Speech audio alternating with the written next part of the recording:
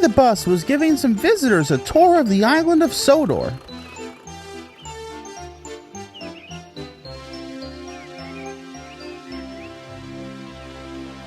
It was their last afternoon, and Edward was preparing to take them to meet Bill and Ben. He found it hard to start the heavy train. Did you see him straining? Asked Henry.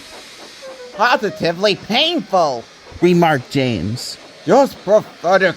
Grunted Gordon. You should give up and be perturbed before it's too late. Shut up, burst out Duck. You're all jealous. Edward's better than any of you. You're right, Duck, said BoCo. Edward's old, but he'll surprise us all. I've done it. We're off. I've done it. We're off, said Edward as he finally puffed out of the station.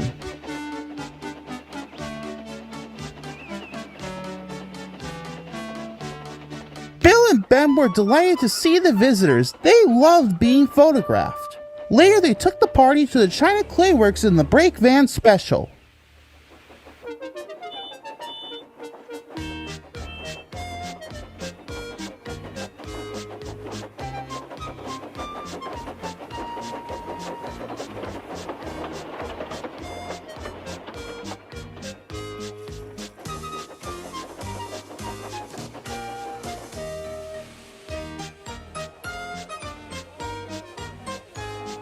Everyone had a splendid time, and the visitors were most impressed.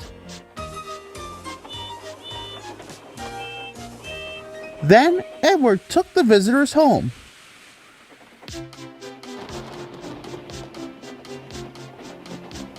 On the way, the weather changed. Wind and rain buffeted Edward. His sanding gear failed, and his fireman rode in front, dropping sand on the rails by hand. Suddenly, Edward's wheels slipped fiercely, and with a shrieking crack, something broke. The crew inspected the damage. Repairs took some time. One of your crank pins broke, Edward, said his driver. We've taken your side rods off. Now you're like an old-fashioned engine. Can you get these people home? They must start back tonight. I'll try, sir, promised Edward. Edward puffed and pulled his hardest, but his wheels kept slipping and he could not start the heavy train. The passengers were anxious. The driver, fireman, and conductor went along the train, making adjustments between the coaches. We've loosened the couplings, Edward. Now you can pick up your coaches one by one, just as you do with freight cars. That would be much easier, said Edward. Come on! He puffed and moved cautiously forward. The first coach moving helped to start the second, and the second helped the third.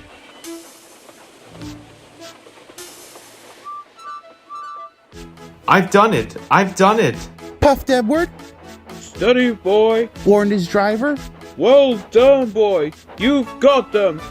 You've got them.